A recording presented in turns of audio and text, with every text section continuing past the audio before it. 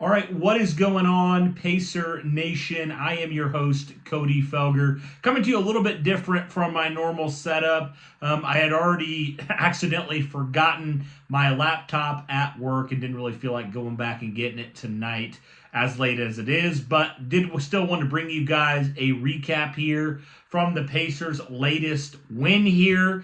Big win for the Pacers at home. They defeat the New Orleans Pelicans by a score of 123 to 114.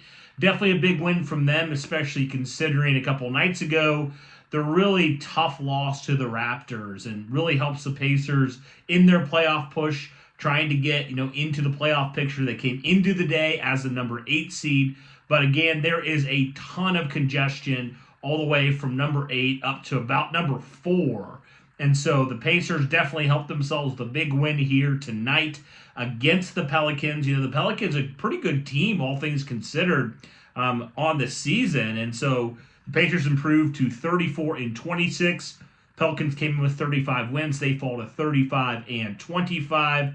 So some of the stats initially for the Indiana Pacers: nice bounce back game from Tyrese Halliburton, 17 points for him, 13 assists, 3 rebounds, so a nice double-double, coming off probably his worst performance of the season. Definitely needed a game like this, and Tyrese had a lot of really big assists in this game that helped really spread the ball around and help the Pacers do what they did offensively. So great game for Tyrese overall. Even though he wasn't the leading scorer, he definitely was the leading key part of that offense and spreading the ball around to guys like Jalen Smith, Obi Toppin, all these different guys, Andrew Nembhard, all these guys who were shooting the basketball. And so good to see Tyrese on the day, looking pretty good. A nice bounce back game for him.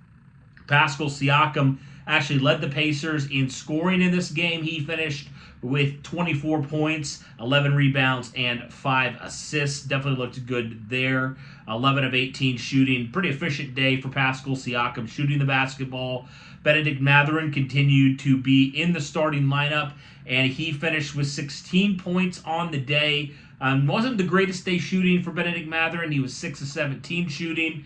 So not a great day shooting for him overall, although he was pretty decent shooting from beyond the arc. He was 4 of 9 today, so a hair under 50% there shooting it. Andrew Nembhard, of course, 8 points in 29 minutes, 4 rebounds, 1 assist. Didn't shoot the ball a ton in this game, but definitely did his contribution. Miles Turner, 14 points, 10 rebounds, double-double for him there. Shot the ball pretty effectively, 5 of 11 shooting for Miles Turner. A couple guys off the bench that I thought performed extremely well. Obi Toppin on the day, 16 points in 24 minutes. He had 6 rebounds and 2 assists as well. He shot 50% from beyond the arc, and overall shot 6 of 9 shooting the basketball. Ben Shepherd, 11 points as well. Good day shooting for him overall. TJ McConnell had 8 points, 4 rebounds, 9 assists, so nearly a double-double for TJ McConnell. Jalen Smith had a good day, 9 points, 7 rebounds, and 1 assist for him. And that was really it for the Pacers scoring. And then, of course, when you move over to the Pelicans side of things, they had a couple guys over 20. They had C.J. McCollum with 23, Zion Williamson also with 23, and Brandon Ingram with 30. But when you look at it overall, other than those guys, there really wasn't a whole lot of guys doing a lot. I mean, Herb Jones was definitely doing decent with 14 points. Murphy off the bench had 11, but other than that, nobody else in double figures for the Pelicans in this game. Now, when you move it over to the team stats for both of these clubs, the Indiana Pacers outshot the Pelicans 47% to 49%.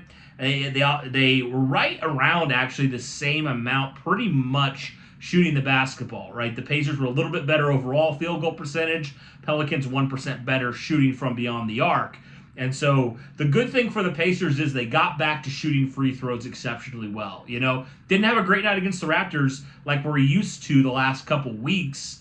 The last couple games, the Pacers had actually shot pretty well when it comes to their free throws, and they do a really exceptional job here. They were 100% shooting on their free throws. They obviously won the turnover battle as well. They won the assist battle, which we know when the Pacers lead the assist battle, we know how good they can be when they're able to spread the ball around like we saw tonight against the Pelicans. Of course, they did out-rebound the Pelicans by 10. That's definitely a really good thing to see them doing, which is definitely great. Then the cool thing is they had 9 blocks in this game. That's a lot. They out-blocked the Pelicans by over double in this game. And also they had 5 steals to the Pelicans too. So had some clutch things and some clutch moments when they needed it.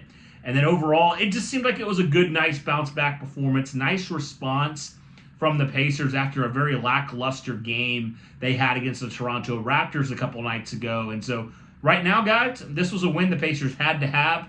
And it's so strange how they can go out and defeat these playoff caliber teams, but then when it comes to some teams that don't have great records, they struggle. So they got to figure something out. It's really kind of strange how inconsistent they can be. But nonetheless, the Pacers have won 3 out of their last 4 games, and they need to go on a run here if they want any chance at being in the playoff picture. Guys, let me know your overall thoughts here on this Pacers' latest win. Again, like I said, the Pacers increased their record right now to 34-26 on the season. So, guys, let me know your overall thoughts here on this game for the Indiana Pacers. That'll do it for this one, guys. Thank you so much for tuning in. And as always, guys, go Pacers.